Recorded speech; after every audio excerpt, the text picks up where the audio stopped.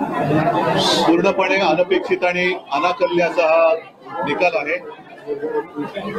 पटला नाही तरी सुद्धा निकाल लागलेला आहे। कसा लागला हा सर्वांनाच पडलेला प्रश्न आहे। तरी देखील जे जिंकले त्यांचं मी अभिनंदन करतो आणि ज्यांनी प्रामाणिकपणाने महाविकास आघाडीच्या उमेदवारांना मतं दिली त्यांना मी मनापासून धन्यवाद देतो। तसं पाहिलं तर एक जणू काही लाटेपेक्षा सुनामीच आली असं वातावरण या निकालाने दिसतंय। पण हा निकाल सर्वसामान्य जनतेला पटलाय की नाही हा सुद्धा एक महत्वाचा प्रश्न आहे। एकूण आकडे जे काही दिसत आहेत ते आकडे बघितल्यानंतर या सरकारला अधिवेशनामध्ये एखादं बिल मंजुरीसाठी मांडण्याची गरजच नाही असे आकडे आहेत।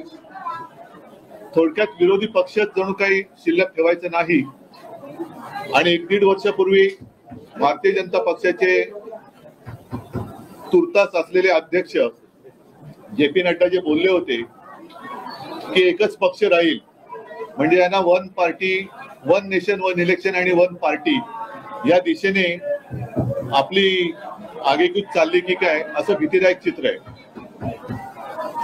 एकूणच हा निकाल जर का बारकाईने पाहिला तर आम्ही ज्या काही प्रचार सभा घेतल्या संपूर्ण राज्यभर आम्ही सगळेच फिरलो। सुषमाताई आहेत, अनिल आहेत, आदित्य आहेत, संजय आहे, मी स्वतः आहेत। हा निकाल म्हणजे लोकांनी महायुतीला मतं का दिली? सोयाबीनला भाव मिळत नाही म्हणून दिली का? कापसाची खरेदी होत नाही म्हणून दिली का? महाराष्ट्रातले उद्योग गुजरातला नेले जातात म्हणून दिले का? महिलांची सुरक्षितता वाऱ्यावरती सोडली गेले म्हणून दिली का? म्हणजे नेमकं कळत नाही की कोणत्या प्रेमापोटी तर हा शब्द चुकीचा आहे, रागापोटी अशी ही लाट जणू काय उसळले हे कळत नाहीये। हा निकाल अनाकल्य आहे आणि याच्या मागचं गुपित हे काही दिवसामध्ये तर शोधावं लागेल। तूर्त मी महाराष्ट्राच्या जनतेला सांगतोय की आपण निराश होऊ नका, खचून जाऊ नका।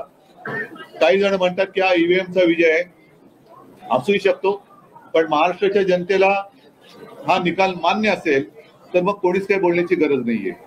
पण जर मान्य नसेल तर त्यांना सांगतो की आम्ही प्राणपणाने महाराष्ट्रासाठी लढत राहू, महाराष्ट्राच्या हितासाठी आम्ही लढत राहू।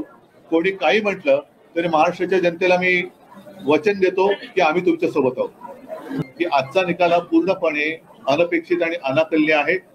तुम्ही स्वतः माझ्याशी वेळोवेळी बोलत होतात, तुमचं सुद्धा रिपोर्टिंग जे होतं ते साधारणतः हा निकाल अनपेक्षित वाटावा असंच होतं आणि राज्यभर शेतकऱ्यांमध्ये असंतोष आहे, महिलांमध्ये असुरक्षिततेची भावना आहे, बेकार आहेत ते सुद्धा असेच आहेत, महागाई वाढते।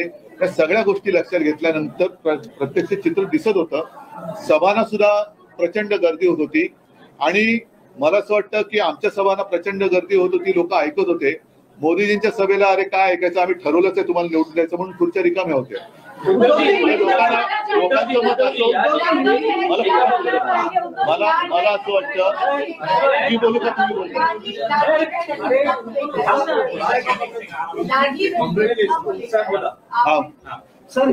मला असं वाटतं की आमच्या सभांना प्रचंड गर्दी होत होती, आमचं भाषण पूर्णपणे ऐकत होते। मोदींच्या आणि अमित शहाना तर नंतर सभा घेण्याची गरज लागली नाही, कारण लोक म्हणत होते तुमचं ऐकायची गरजच नाही, आम्ही तुम्हाला मत द्यायचं ठरवलंच आहे, म्हणून त्यांच्या खुर्च्या रिकाम्या पडलेल्या होत्या। म्हणजे लोकांनी एवढं पक्क केलं होतं का की यांच्या सभेला जाण्याची गरजच नाही, यांचं सगळंच पटलंय आम्हाला। म्हणजे रिकाम्या सभांचे व्हिडिओ फोटो सगळे येत होते, त्यांचं भाषण चालू असताना लोक सभा सोडून जात होते। मग हे लोक अर्धवट भाषण त्यांची ऐकून मतं ठरवत होती का? हा एक संशोधनाचा विषय। मतदानाची टक्केवारी जी आहे ती घोषित करण्यात आली, उशिरा घोषित करण्यात आली, यामध्ये काय वाटतं का तुम्हाला? आता याच्यामध्ये नेमकं खरं काय ते आपले सगळ्यांचे 17C फॉर्म हे राज्यभर तपासल्यानंतर कळेल की त्या 17C फॉर्म मध्ये मतदान किती झालेलं, त्याच्यानंतर टक्केवारी वाढली असेल तर गफलत आहे।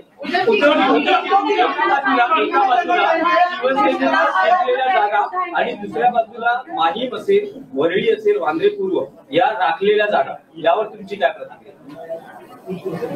राखलेल्या जागा आम्ही राखलेल्या आहेत, आणि हरलेल्या जागा आम्ही हरलेलो. विशेषतः माहीम ही जी जागा होती महाराष्ट्राचं जे लक्ष होतं, आपली जिंकलेली जागा होती ना ती आपली आम्ही. धारावी के टेंडर को लेकर आप लोगों ने काफी विरोध किया था, लेकिन अब राज्य में इनकी सरकार बनने जा रही है, अब धारावी को लेकर आगे क्या कुछ करेंगे? पहले धारावी के बारे में यूएस गवर्नमेंट क्या भूमिका लेती है वो देखनी पड़ेगी.